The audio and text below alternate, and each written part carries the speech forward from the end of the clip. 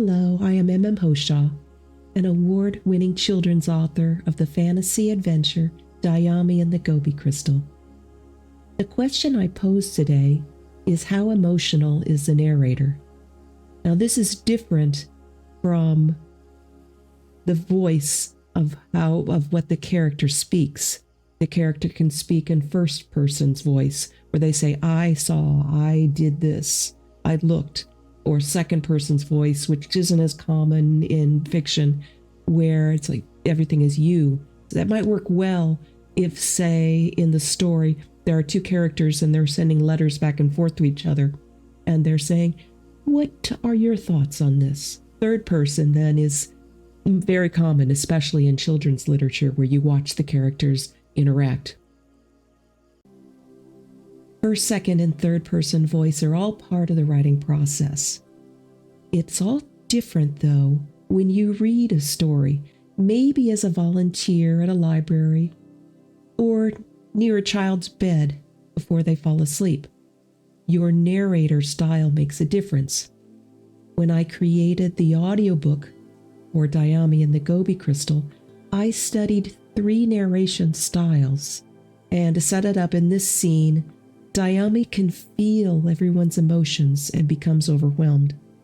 She can also magically transform her bedroom into anything, like a hologram. Here, she transforms it into a cold winter storm in dark woods.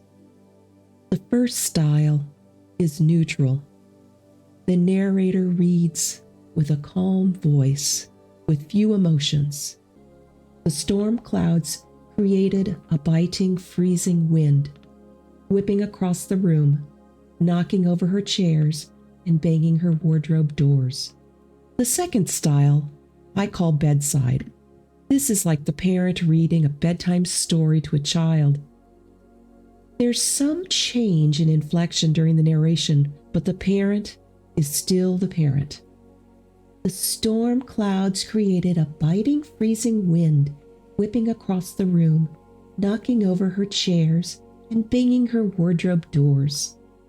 She sensed each person's emotions, which were overpowering. Their loss, grief, and fear made her ache all over.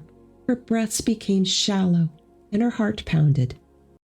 The third style I call immersive. The narrator lives the story. It's the most demanding style due to the emotions.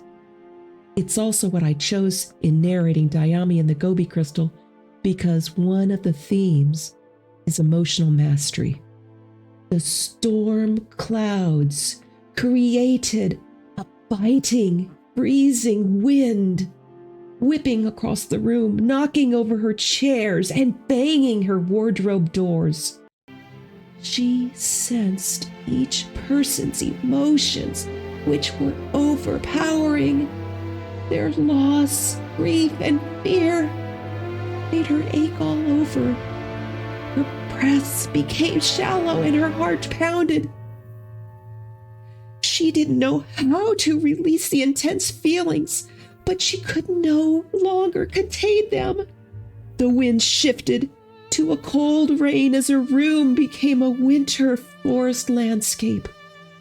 The heavy downpour soaked her, but she didn't care.